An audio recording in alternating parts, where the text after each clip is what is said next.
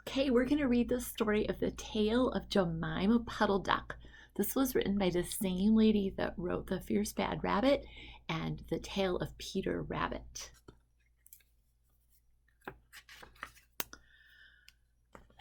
What a funny sight it is to see a brood of ducklings with a hen.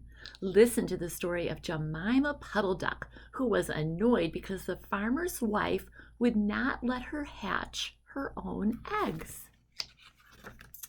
Her sister-in-law, Mrs. Rebecca Puddle-Duck, was perfectly willing to leave the hatching to someone else. "I will not have the patience to sit on a nest for 28 days, and no more have you, Jemima. You would let them go cold, you know you would." "I wish to hatch my own eggs. I will hatch them all by myself," quacked Jemima Puddle-Duck. She tried to hide her eggs, but they were always found and carried off. Jemima Puddle-Duck became quite desperate. She determined to make a nest right away from the farm. She set off on a fine spring afternoon along the cart road that leads over the hill. She was wearing a shawl and a poke bonnet. When she reached the top of the hill, she saw a wood in the distance. She thought it looked like a safe, quiet spot. Jemima Puddle-Duck was not much in the habit of flying. She ran downhill a few yards, flapping her shawl, and then she jumped off into the air. She flew beautifully when she had got a good start. She skimmed along over the treetops until she saw an open place in the middle of the wood where the trees and brushwood had been cleared.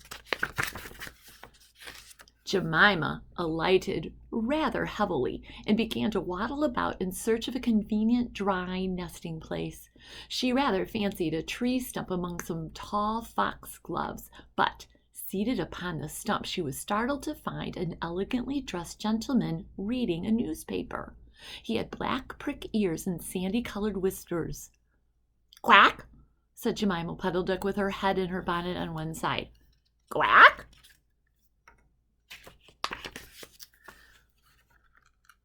The gentleman raised his eyes above his newspaper and looked curiously at Jemima. "Madam, have you lost your way?" said he. He had a long bushy tail, which he was sitting upon, as the stump was somewhat damp. Jemima thought him mighty civil and handsome. She explained that she had not lost her way, but that she was trying to find a convenient, dry nesting place. "Oh, is that so? Indeed," said the gentleman with the sandy whiskers, looking curiously at Jemima. He folded up the newspaper and put it in his coat-tail pocket. Jemima complained of the superfluous hen. "Indeed, how interesting! I wish I could meet with that fowl. I would teach it to mind its own business. But as to a nest, there is no difficulty. I have a sackful of feathers in my woodshed. No, my dear madame, you will be in nobody's way. You may sit there as long as you like," said the bushy, long-tailed gentleman. He led the way to a very retired, dismal-looking house amongst the foxgloves. It was built of faggots and turf, and there were 2 broken pails, one on top of another, by way of a chimney. "This is my summer residence. You would not find my winter house so convenient," said the hospitable gentleman. There was a tumble-down shed at the back of the house made of soap boxes. The gentleman opened the door and showed Jemima in. The shed was almost quite full of feathers. It was almost suffocating, but it was comfortable and very soft. Jemima Puddle-Duck was rather surprised to find such a vast quantity of feathers, but it was very comfortable, and she made a nest without any trouble at all. When she came out, the sandy-whiskered gentleman was sitting on a log reading the newspaper. At least he had it spread out, but he was looking over the top of it. He was so polite that he seemed almost sorry to let Jemima go home for the night. He promised to take great care of her nest until she came back again the next day. He said he loved eggs and ducklings. He should be proud to see a fine nestful in his woodshed. Jemima Puddle-Duck came every afternoon. She laid 9 eggs in the nest. They were greeny white and very large.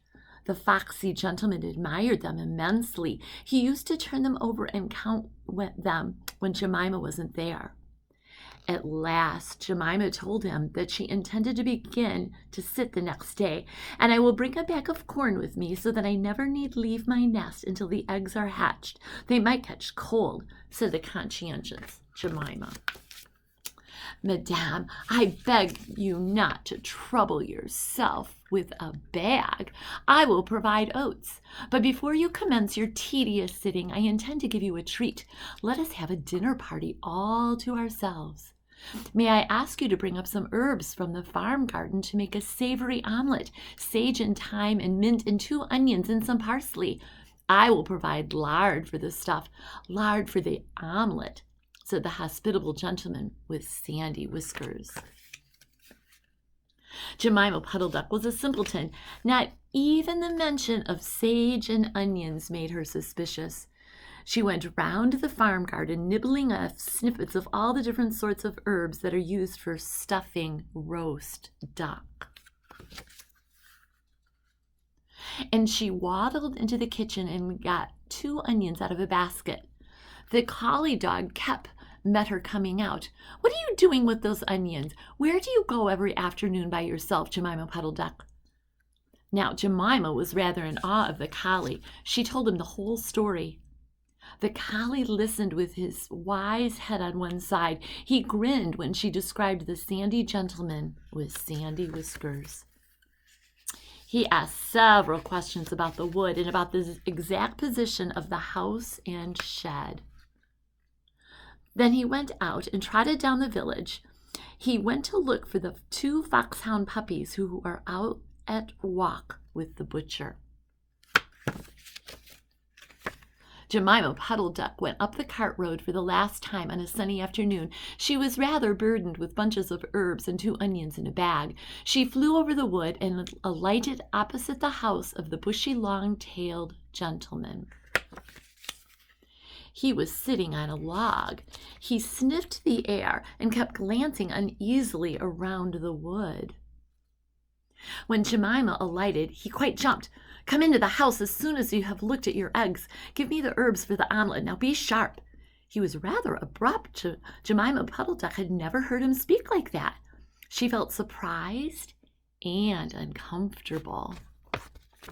When she was inside, she heard pattering feet round the back of the shed. Someone with a black nose sniffed at the bottom of the door and then locked it. Jemima became very much alarmed.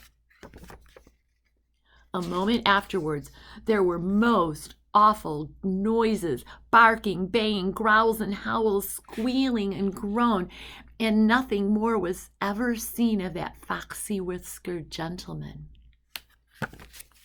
Presently, Kep opened the door of the shed and let out Jemima Puddle-Duck. Unfortunately, the puppies rushed in and gobbled up all the eggs before he could stop them. He had a bite on his ear, and both the puppies were limping. Jemima Puddle-Duck was escorted home in tears because of the eggs. She laid more in June, and she was permitted to keep them herself, but only 4 of them hatched. Jemima Puddle-Duck said that it was because of her nerves, but she had always been a bad sitter. The end. Hope you enjoyed it.